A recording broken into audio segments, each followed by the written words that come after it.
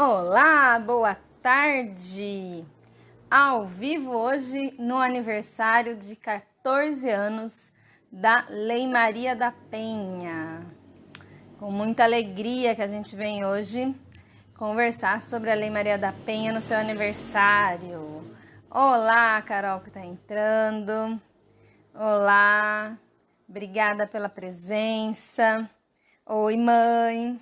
Minha mãe também vai ganhar certificado do curso de Lei Maria da Penha, porque assistiu todas as lives. Carol também, né? Vou emitir o certificado, tá, gente? Vou contar as horas direitinho. Olá, Kate também vai ganhar certificado de curso da Lei Maria da Penha, porque assistiu todas as lives, né? E hoje no aniversário acho que vale mais, tem mais pontos. Né? Hoje eu mudei de cenário, virei um pouco aqui para mostrar o meu bordado lindo da Carolina Maria de Jesus. Oi Deise, tudo bom, lindona? Para mostrar meu bordado, minha avó, para mostrar uma mulher em processo de alfabetização, para lembrar a EJA. Oi, Helena. Vou mostrar mais um cantinho da minha casa para vocês. Espero que todos estejam bem. Hoje vai ser a live mais difícil, tá, gente? Tema mais complicado. Cadê os advogados de plantão aí para me ajudarem? Porque hoje a gente vai falar das alterações que a Lei Maria da Penha sofreu nesses 14 anos. E aí é uma discussão bem chatinha, jurídica, sabe? E então, tô um pouco com medo, que é um tema mais complexo, hein? Vocês me ajudem. E vai ter coisa que eu vou falar que eu não sei, tá? Porque né, a gente não sabe tudo mesmo. Lembrar mais uma vez, né? Todos os materiais que eu usei. Oi, Lívia. Todos os materiais que eu usei nessas 5 lives que a gente realizou essa semana. Então, lá na Biblioteca das Mulheres. Quem quiser acessar, entra no link da bio, né, no Instagram. E aí tem a Greta, que linda! Obrigada por estar aqui. Então, quem quiser ter acesso a todos esses materiais que eu usei nas lives, entra lá na Biblioteca da Mulher, tá no link da bio aqui no Instagram. É só entrar, vocês vão ver lá, Biblioteca das Mulheres. Entra e tem acesso a todos os conteúdos aí que a gente foi organizando para vocês. Então vamos lá, né? Já deu um tempinho para todo mundo entrar. Olha, hoje inclusive tá cheia de papel, tá tudo anotado, tá uma bagunça inclusive o meu roteiro aqui, porque nesses 14 anos da Lei Maria da Penha houveram várias modificações. Para vocês terem noção, só em 2019 foram 4 alterações na lei. E já teve alteração também em 2020. Né? Então, tem muitas modificações pequenas, né? Assim, do ponto de vista muito mais de explicar melhor as coisas que já estavam escritas e outras um pouco mais significativas, né? Então, eu destaquei alguns pontos que eu achei que seria mais importante da gente conversar e que podem, né, e são mais, né, são mais importantes mesmo do ponto de vista da lei, tá? Então, eu vou levantar. A primeira alteração foi no artigo 7º, que é o artigo que trata das formas de violência contra as mulheres. E aqui eu acho que é uma das alterações muito importantes. Oi, Pauleta, obrigada por estar aqui. No artigo 7º, como a gente falou lá na segunda live da terça-feira, é o que vai dizer as formas de violência contra as mulheres. E no segundo inciso, trata da violência psicológica. A alteração que foi feita em 2018, ela alterou a redação desse inciso, inserindo a violação de sua intimidade. Só essas 4 palavrinhas. Mas a lei que altera explica o que quer dizer violação de sua intimidade. E aí tem muita importância esse conceito, que vai falar do quê? Que é produzir, fotografar, filmar ou registrar por qualquer meio conteúdo com cena de nudez ou com ato sexual ou libidinoso de caráter íntimo e privado sem autorização das partes, né? Essa alteração eu achei que foi fundamental, porque traz uma modernidade das redes sociais e das tecnologias que a gente está vivendo, né? Então, e é que a gente viu que isso, Edinaldo, meu coordenador da CUT, presente aqui, e que a gente viu que ao longo da implementação desses 14 anos da lei, foram alteradas formas, né, de violência contra as mulheres, né? As tecnologias criaram novas formas de você violentar uma mulher. E uma delas é essa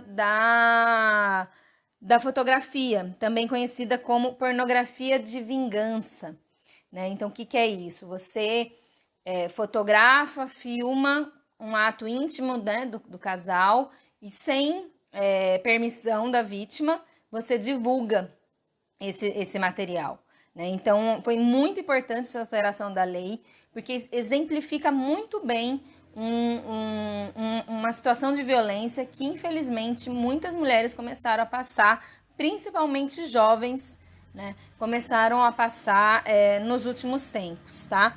Então, foi uma alteração por uma lei e houve, né, nessa alteração em específico, houve, inclusive, uma especificidade sobre a pena, que é a pena de detenção de 6 meses, né, até de 6 meses, tá? E também de multa, né? A gente não gosta muito quando é de multa, porque a gente sabe que facilita, né, a impunidade. Mas tá prevista uma punição especial para esse tipo de violação da nossa intimidade, que foi prevista na lei.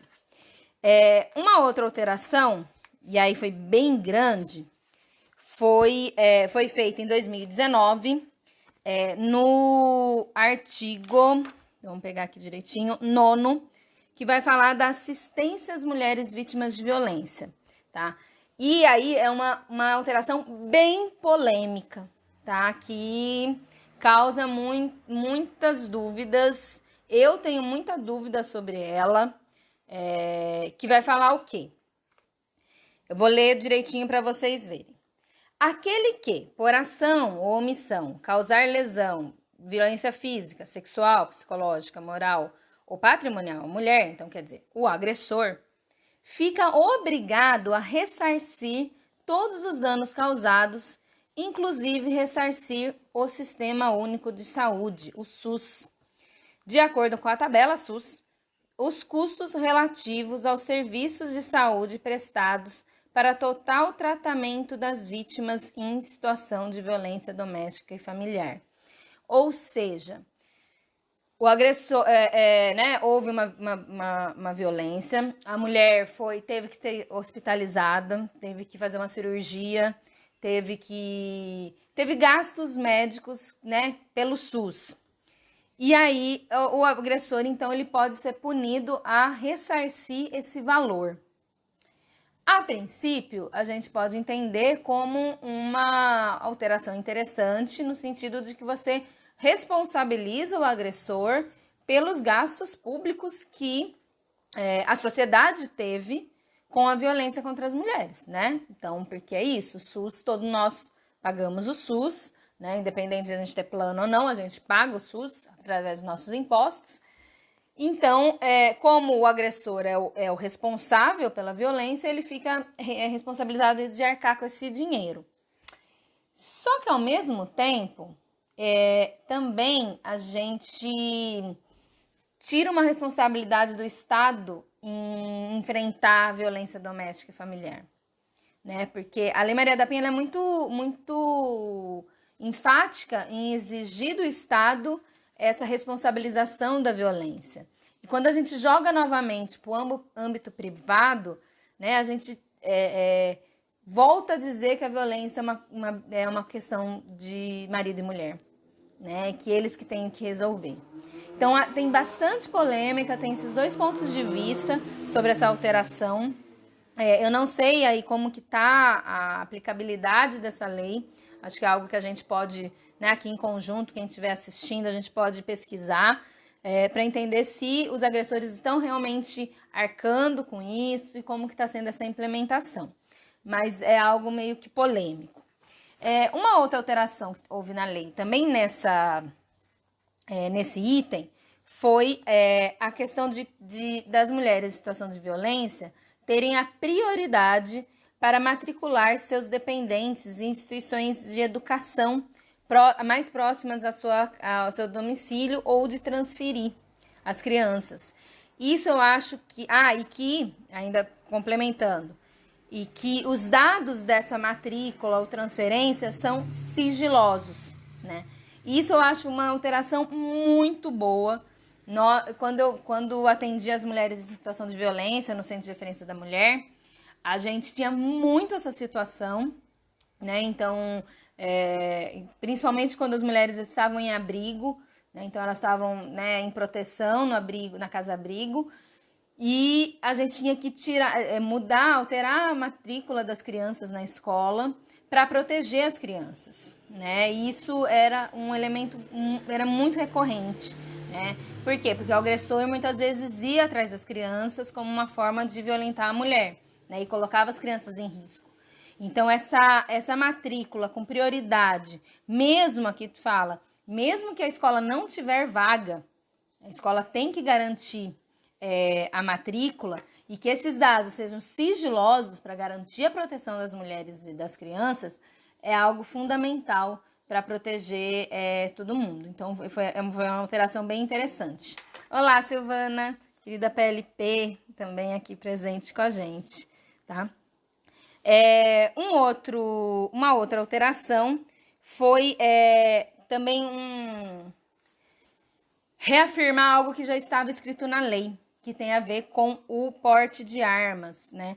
Então, dentre as atribuições da autoridade policial, né, eu sempre falo isso, né? Lei Maria da Penha é uma receita de bolo. Então, ela vai dizer o que o policial tem que fazer.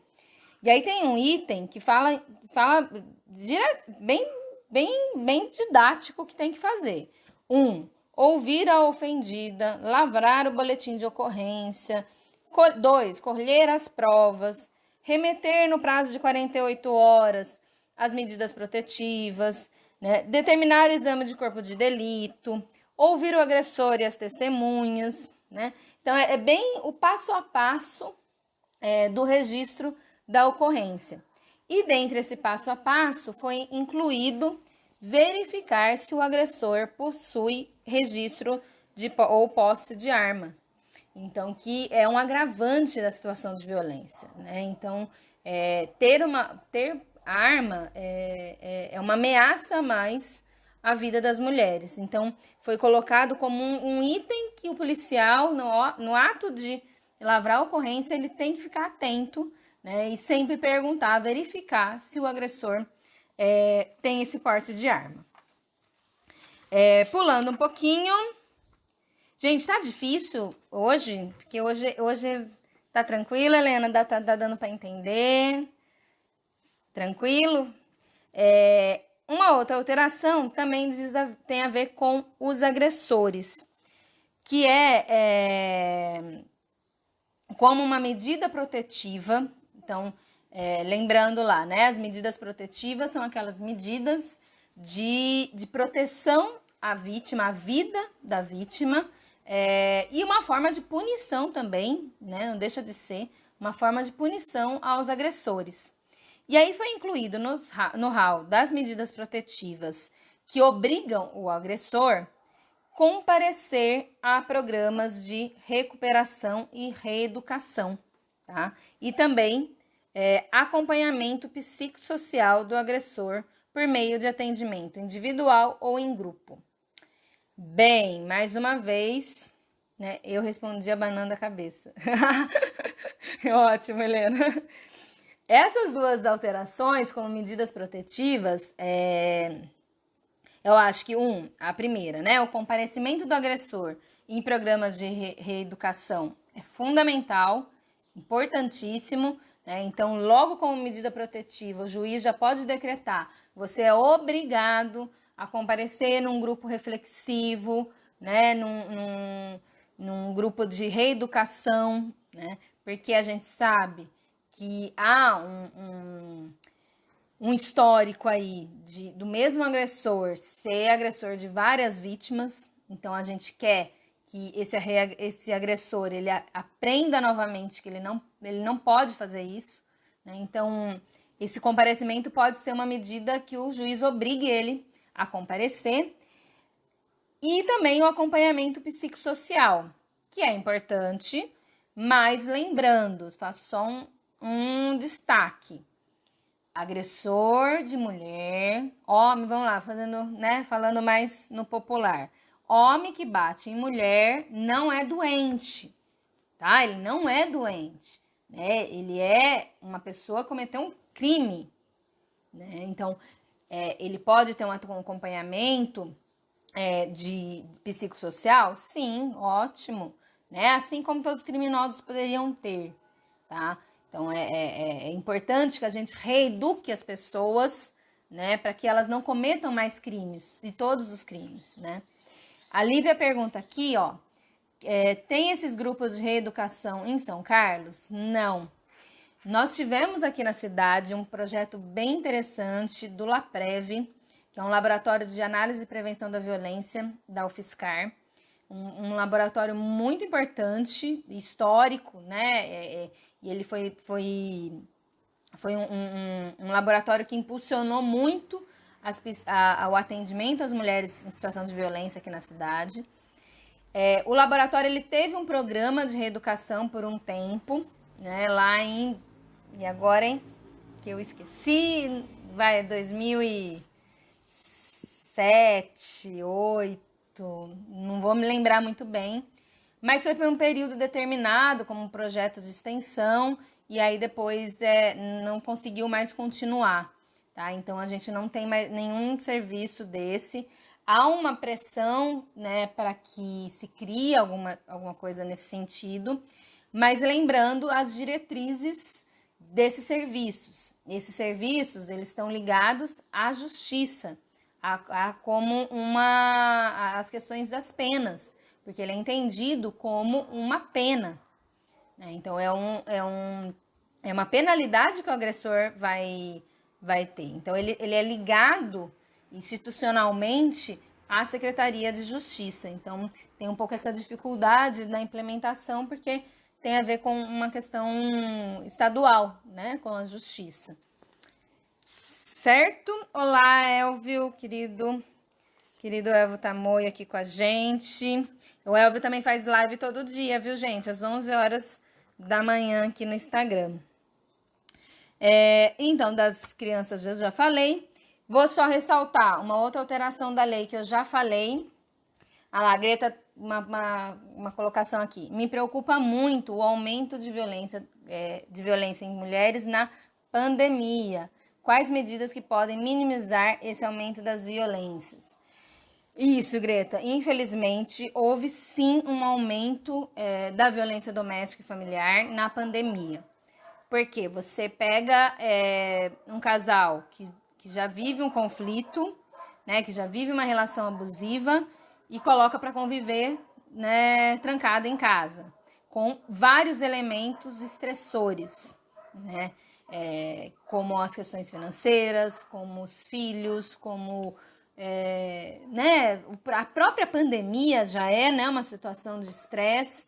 Então, a gente verifica que a pandemia ela é um elemento muito estressor para um casal que já vivia uma situação de violência. Então, houve sim esse aumento. Ainda mais houve uma dificuldade das mulheres em denunciar a situação por conta do isolamento social. Então, é mais difícil elas buscarem ajuda de alguém ou de um equipamento público, né? E por isso, as medidas fundamentais nesse momento informação. É por isso que, inclusive, por isso que eu pensei muito nessas lives, né? E eu já fiz muito material. Se vocês olharem lá no meu perfil, vai ter material sobre violência nesse período e como a gente pode ajudar as mulheres. Porque a informação agora vai ser mais que fundamental, né? Indicar serviços que as mulheres possam procurar mesmo na pandemia. E a gente tem, né, 180, 180, é o serviço que atende 24 horas, ligação gratuita, qualquer mulher pode ligar, mesmo qualquer pessoa pode ligar. Então, se eu tenho uma irmã que sofre violência, eu posso ligar lá para pedir orientação, para dizer o que eu faço, né? Expor o caso e denunciar o caso. O 180 é o disque que a gente tem que divulgar muito. A delegacia eletrônica do governo do estado de São Paulo, agora, a partir da pandemia, também está recebendo denúncias, né, e fazendo boletim de ocorrência.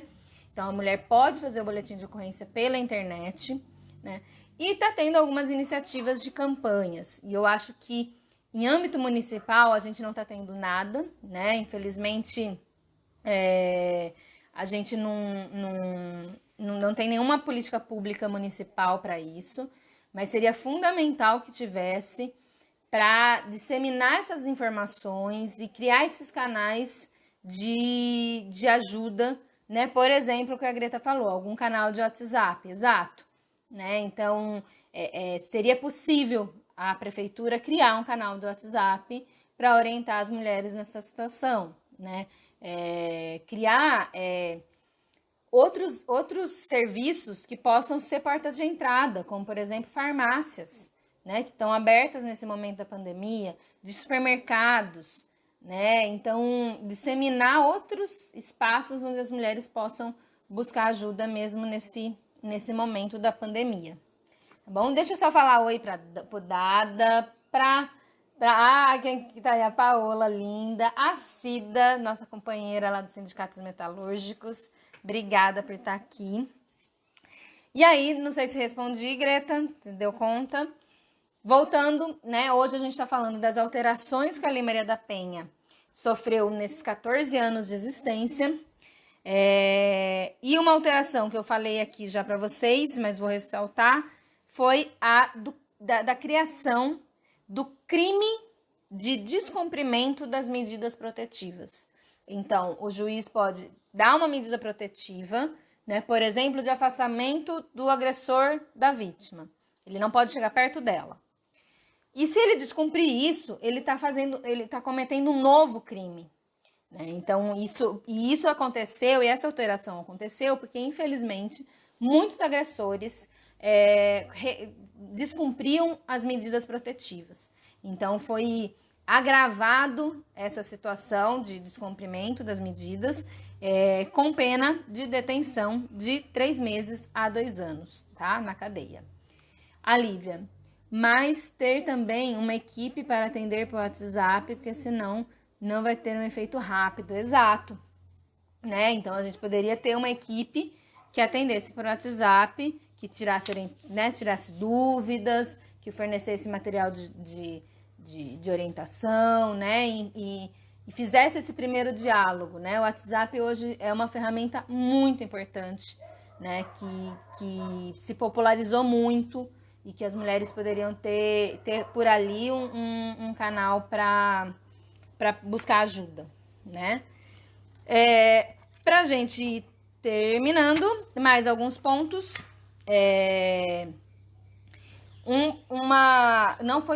Essa daqui não foi uma alteração, mas foi uma decisão do STJ que cria uma jurisprudência, né, sobre a lei, tá?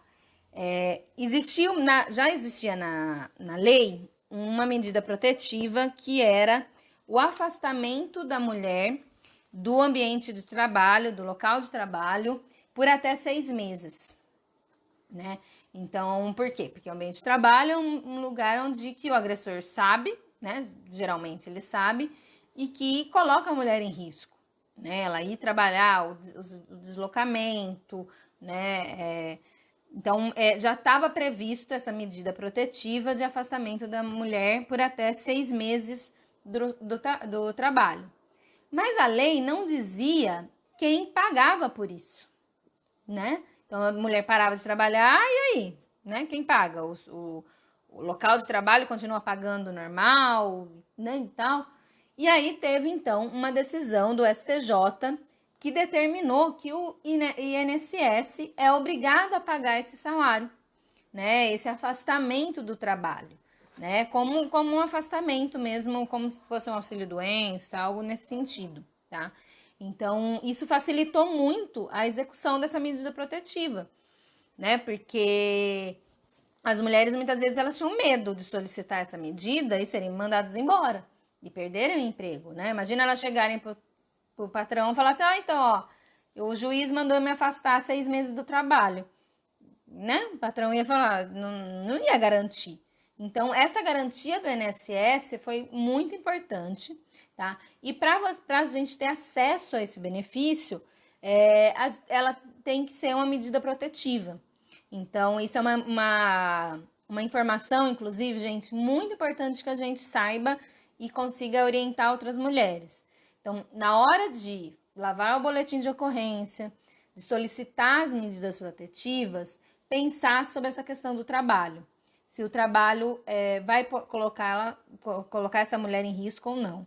E se sim, se vai colocar essa mulher em risco, solicitar uma medida protetiva de afastamento do trabalho por até 6 meses. O juiz, decretando essa medida, pegar a medida e entrar no INSS com um pedido de afastamento, tá? Camila entrou aqui para me salvar. Não sei se Camila sabe se isso está acontecendo aqui na cidade. Eu não tenho essas informações, porque também é uma medida, uma decisão do STJ mais recente, né? Mas que é muito importante que a gente tenha. Além disso, gente, tem muitas alterações na lei, tá? Vale a pena dar uma olhadinha. Tem alterações que dizem como que tem que ser o atendimento policial, né? Que coloca a importância de ter uma profissional do sexo feminino no atendimento especializado, né? A gente sabe que, infelizmente, ser mulher não garante tudo, né? Porque a gente tem a gente tem problemas em profissionais femininos também no atendimento, né? Mas cria um vínculo importante com a vítima, né? Ser uma mulher que está atendendo.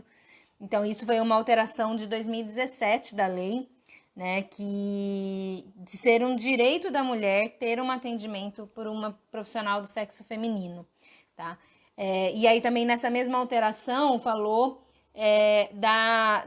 de como é a inquirição, falei certo, que é como que a gente conversa com a mulher, né? Como que a delegacia vai conversar com a mulher, perguntar as coisas, né?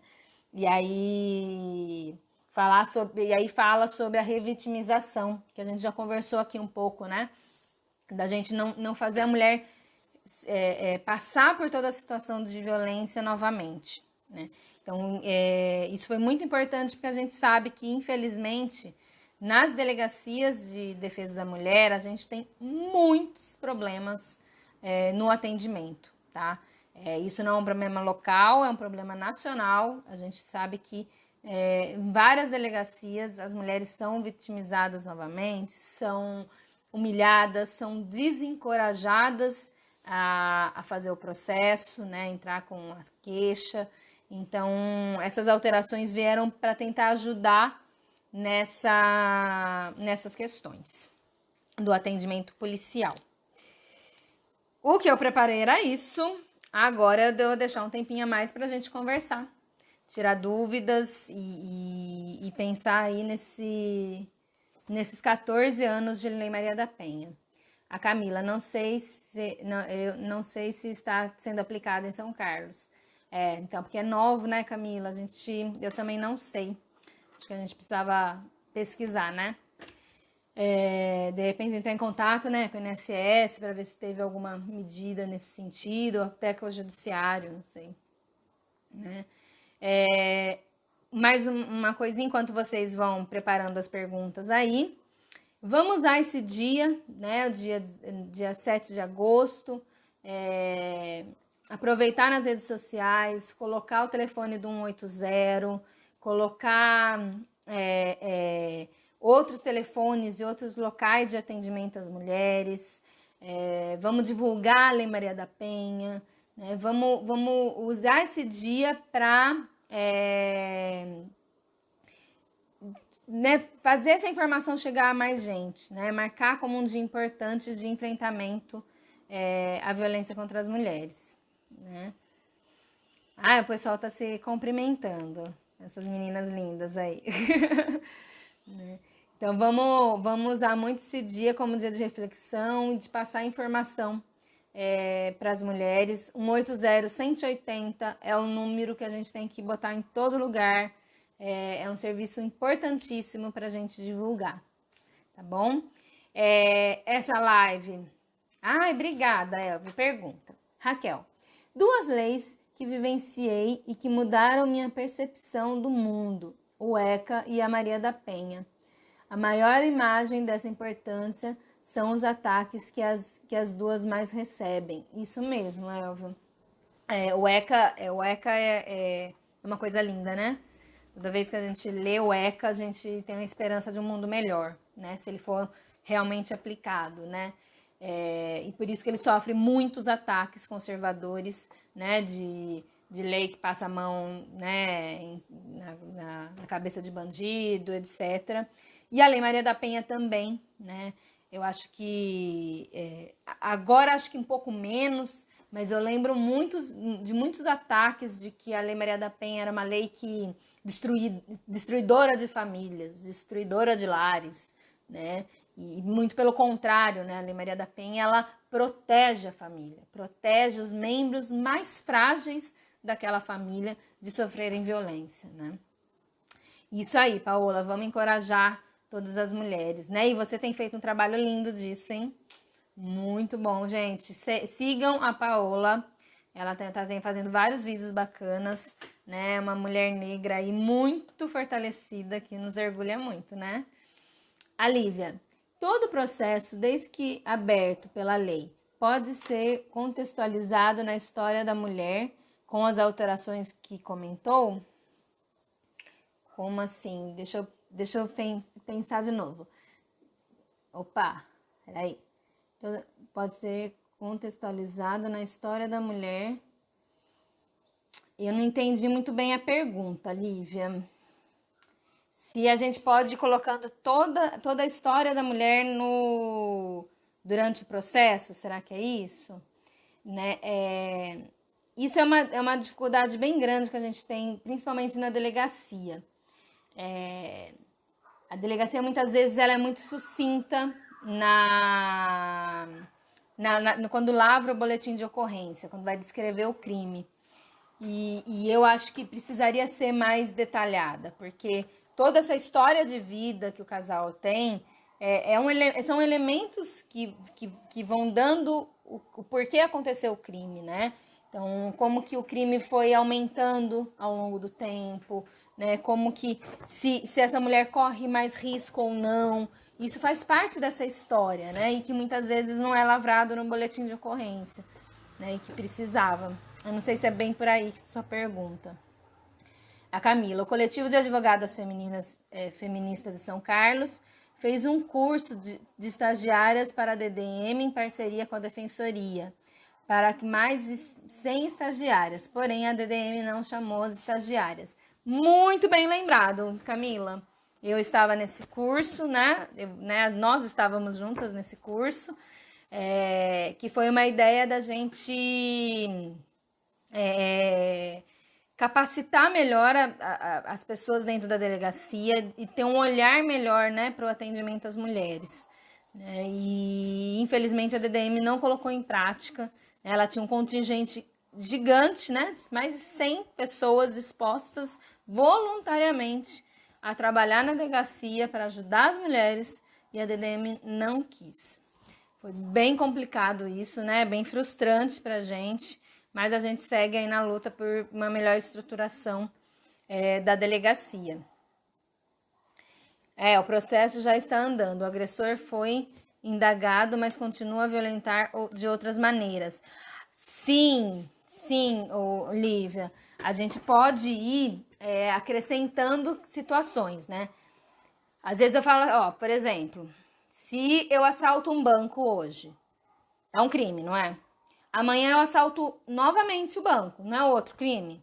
Então, cada vez que você comete uma agressão contra uma mulher, é considerado um crime. Então, a gente pode sim fazer um outro boletim de ocorrência ou até mesmo acrescentar no mesmo processo, que às vezes é até melhor por conta que você vai, né, indicando aí gravidade. Essa semana, inclusive, por conta das lives, uma pessoa entrou na live, depois me procurou pessoalmente e orientei um pouco ela, que é isso, ela tinha medida protetiva, ela estava em outro município, inclusive, para se proteger, e o agressor ficava nas redes sociais postando foto com arma. Né? A princípio você pode falar, não tem ligação nenhuma, mas tem, né? É uma forma de ameaça. Né? Ele está dizendo que ele tem uma arma. Né? E como que essa mulher volta para casa dela sabendo que agora ele tem uma arma? Né? Então isso é um agravante que vai acontecendo, que pode ser colocado no processo, porque coloca a mulher em mais risco, né? Mostra que... E ele não aceita a separação, né? Então, que é um elemento clássico, infelizmente, nos casos de violência, né? Muitas vezes, quando as mulheres buscam romper essa situação de violência, buscam a separação, é que a violência vem mais forte, né? Então, ela precisa estar presente. Benjamin, obrigada por estar aqui. Olha, João Vicente, que saudade, companheiro. Obrigada por estar aqui com a gente. Isso mesmo, é um projeto que infelizmente não foi para frente. É isso aí. Olha lá, a Paola vai ganhar seguidores, né? Me segue também. Muito legal a gente conseguir colocar as mulheres em rede por aqui, né? E então é isso. Nossa, 1:10 já. Tô estourando o tempo. Eu achei que ia ser mais rápido hoje. Então, gente, eu queria agradecer muito, muito, muito vocês que me acompanharam a semana inteira, que refletiram sobre a Lei Maria da Penha, que aprenderam mais sobre a lei e que eu tenho certeza, porque eu conheço vocês que estão aqui, que vocês vão ajudar a disseminar essas informações, ajudar a que a lei chegue para mais mulheres e que a gente faça, de fato, valer tudo que a lei protege a gente, né? E como ela é a terceira melhor lei de proteção às mulheres do mundo e a gente precisa que ela faça valer, né? Então, agradeço demais, convido vocês para que a gente possa disseminar esse conhecimento no dia de hoje, né? Então, compartilhem essa live, compartilhem o telefone do 180, outros vídeos e materiais sobre a Lei Maria da Penha e ajudem a gente a crescer, né, nessa luta. E eu que sou fã de vocês, obrigada, gente. Foi muito gostoso mesmo estar aqui, foi a minha primeira experiência de live sozinha. E ainda bem que vocês estavam comigo, me ajudaram muito, me fortaleceram muito para que eu esteja aqui também, porque a gente não faz nada sozinho, né? E teve muita gente que ajudou, que deu dica, que deu bronca, que deu, né, que fez com que eu estivesse aqui com vocês, tá bom? Um beijão, espero que a gente se veja mais, né, mesmo na distância, que a gente possa se reencontrar. E a live vai ficar salva por aqui e depois eu posto também no Facebook e no YouTube, tá? Então, todas as lives que eu fiz durante a semana toda estão lá no Facebook e no YouTube para quem perdeu alguma, tá bom? Um beijão, saudade de muitas de vocês. Tchau, tchau.